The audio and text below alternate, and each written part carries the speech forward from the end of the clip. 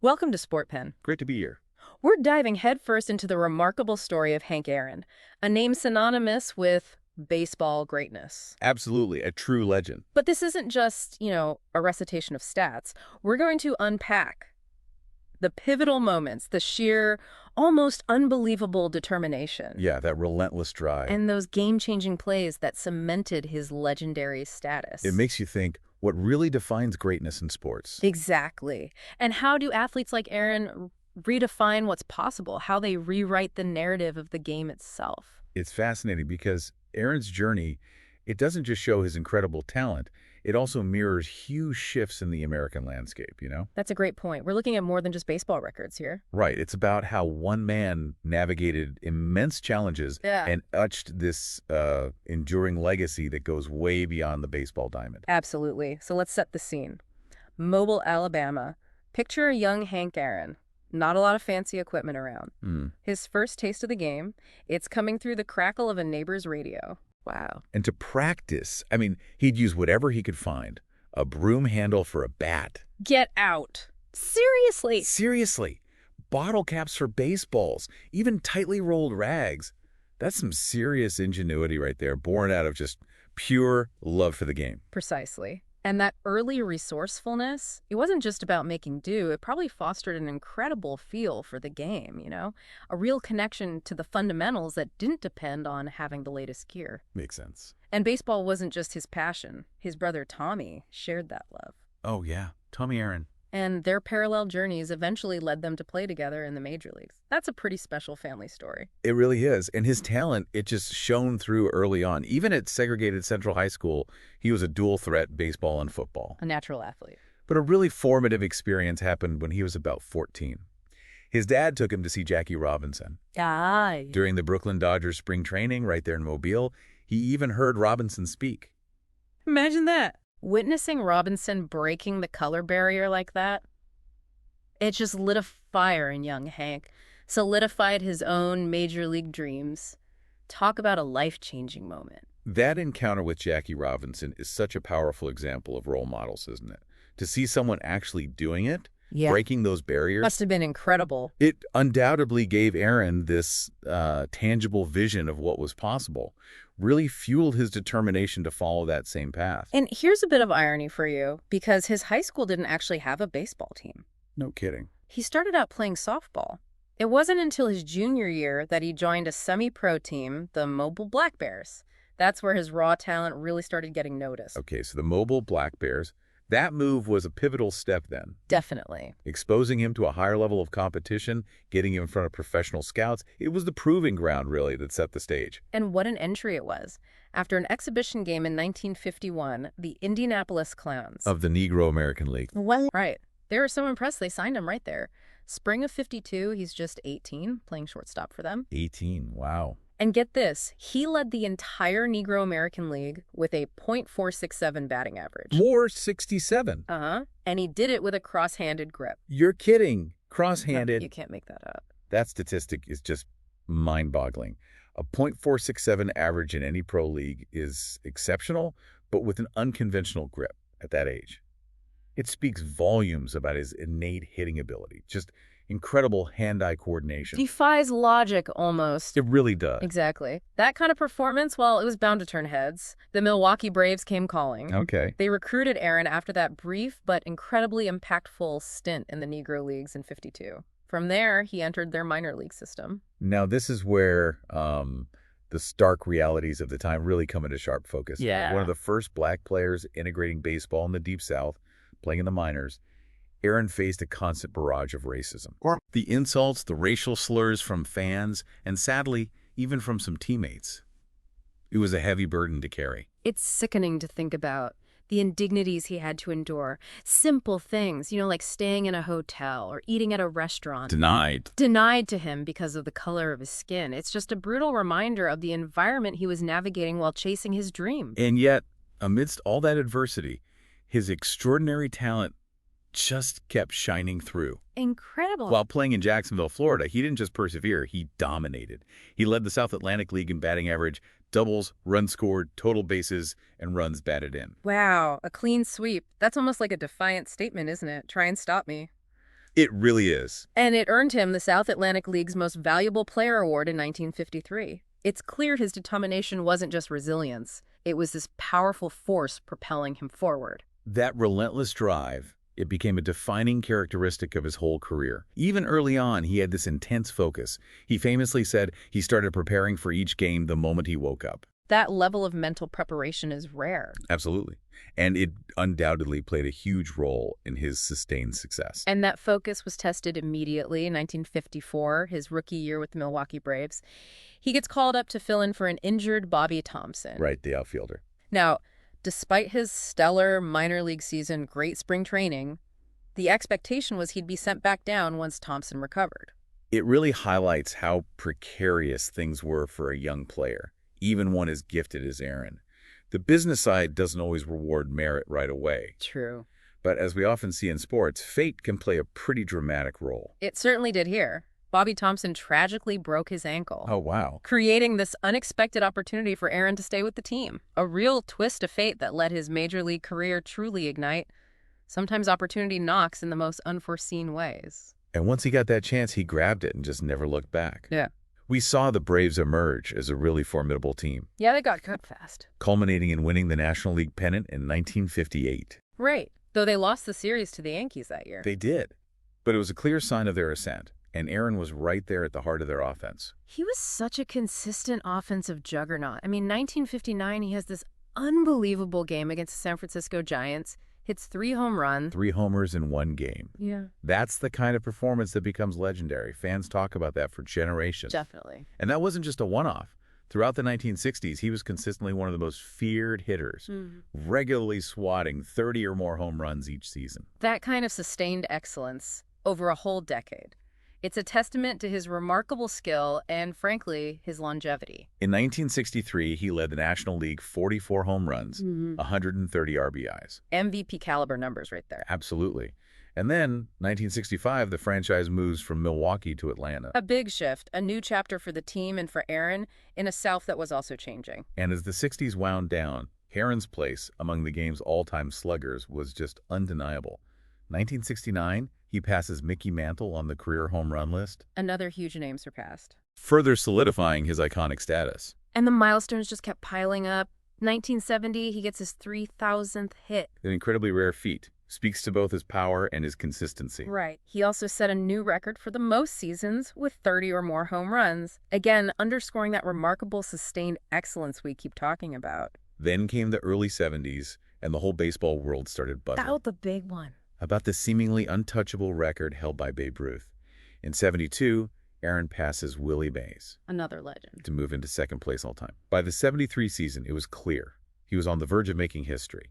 The anticipation was just palpable. The buzz around his pursuit of Ruth's record was immense. It captivated the entire nation. The pressure, the media, the hate mail too, unfortunately. Terrible side to it. But then, April 8th, 1974, Atlanta Stadium, it happened. Against the Los Angeles Dodgers. Al Downing on the mound. He connected number 715, a moment frozen in time. Truly historic. Over 53,000 fans packed in the stadium, millions more watching live on TV. And the ball goes over the wall, lands in the Braves dugout. The symbolism there is almost poetic, isn't it? It really is. The eruption from the crowd, that spontaneous on-field celebration with those 2 college kids rushing out. Pure joy and relief. And then seeing his parents, Herbert and Estella Aaron, meeting him at home plate, just an incredibly emotional, powerful scene. It was the culmination of years of unwavering dedication, immense perseverance, and overcoming those incredible societal obstacles we talked about. He finished the 74 season with 733 home runs. He's 39 years old. Many thought, maybe that's it. Right. But his competitive fire was far from extinguished. He decided to keep playing. And in a bit of a homecoming, the Braves traded him to the Milwaukee Brewers. Back to where his major league journey began. And even there, in the twilight of his career, he kept making history.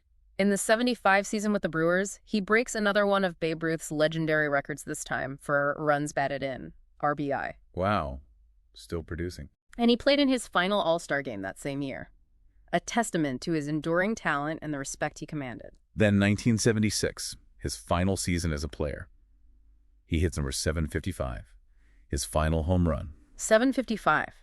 That record stood for over 3 decades, until 2007. And it's a mark that, for many fans, still represents the pinnacle. And that's a record that still carries a particular significance for a lot of people. Many consider Aaron the true home run king, given the controversy surrounding Barry Bonds later. Yeah, that debate continues. It really speaks to the integrity and respect Aaron commanded throughout his entire career. It really does. It underscores the profound admiration people have for what he achieved and how he achieved it. And when you look at his overall consistency as a hitter, it's frankly astonishing. Just incredible numbers. For a 19-year stretch, his OPS plus, that's on base plus slugging, adjusted for ballpark and league average. A key modern metric. It never dipped below 141, and 100 is average. He peaked at an incredible 194 in 1971. That just sustained dominance. That level of sustained high performance is exceptionally rare in baseball history. And it wasn't just about the towering home runs either. No, not at all. Consider this. Yeah. Even if you somehow just erased all 755 of his home runs, Hank Aaron would still have more base hits than Wade Boggs. Wow. That really puts it in perspective. Boggs was a hitting machine. Exactly. It highlights his all-around offensive mastery. And I heard he had more hits than some prominent players had total bases. That's right.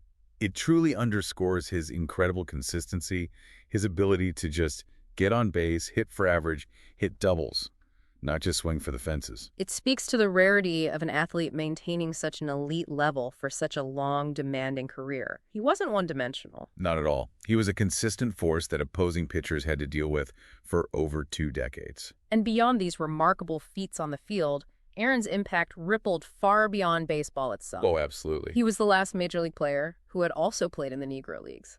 That makes him a vital link, doesn't it? A symbol bridging a segregated past to greater opportunity. That's a profoundly important point.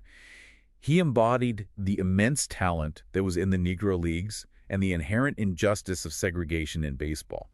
His very presence in the majors was a powerful statement about equality.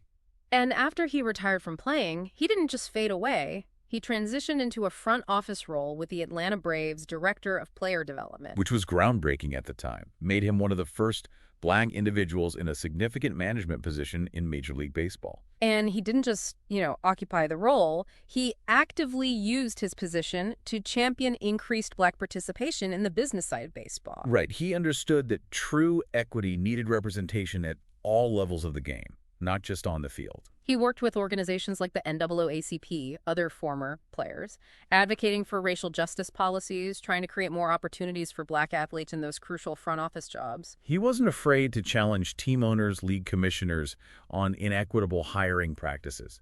His commitment to social justice was unwavering. And it extended beyond baseball, too. In 1994, he and his wife, Billie, started the Hank Aaron Chasing the Dream Foundation. Providing scholarships, mentorship to underprivileged youth. Their vision was about empowering the next generation. And for over 2 decades, that foundation has awarded hundreds of scholarships, helping young people across the country pursue their education, realize their own dreams. It really speaks to his generosity. His deep-seated desire to give back. He and Billie genuinely believed in sharing their blessings, using their platform for good. He said it himself. I just feel like nothing that we have belongs to us. It was given to us by God. That's a powerful guiding principle. It is. And it wasn't just about money. He famously said, I am concerned about how I am thought of as a human being, highlighting that his impact as a person, his character, was just as important to him as his baseball legacy. And you see the tangible impact of the foundation. Stories like Keanu Lewis getting support from music and academics, going on to achieve great things, and that significant $3 million gift to the Morehouse School of Medicine in honor of his wife. Just incredible commitment. Deep commitment to their community, to fostering opportunities. Thinking back to his own upbringing, growing up in segregated Tolmanville, Alabama, he knew firsthand about racial prejudice, the fear instilled by groups like the Klan. Yeah. He didn't even play alongside a white teammate until he joined the Eau Claire Bears, a Braves farm club. That must have been quite a transition. Imagine that. Leaving the familiar, though segregated world of the Negro Leagues, stepping into an integrated setting for the first time. But apparently, he found a welcoming atmosphere in Eau Claire. That speaks volumes, too. It does.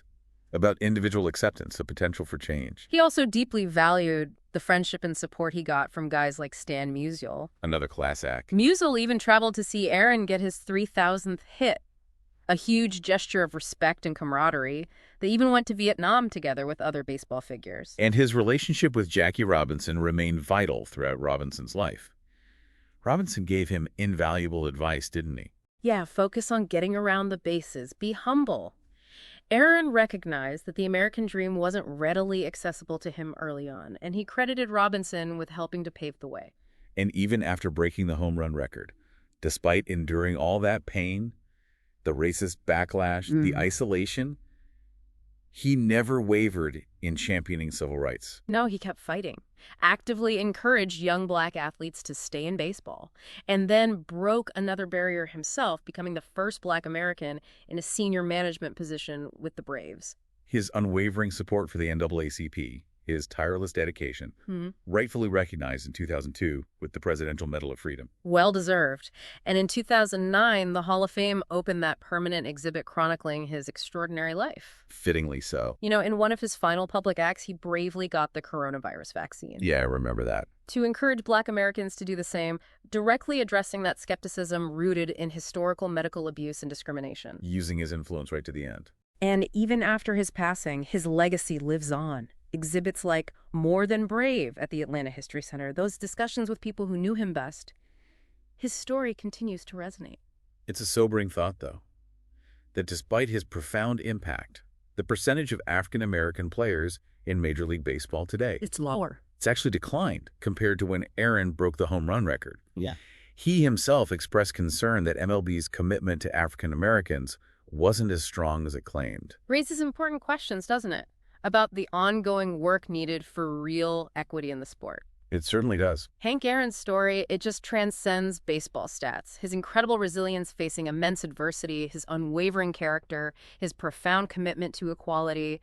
It's left this enduring legacy on the sport and on American society. Absolutely. His life is such a powerful example of how individuals can leverage their talents, their platform, to create meaningful, lasting, positive change. In their communities and way beyond.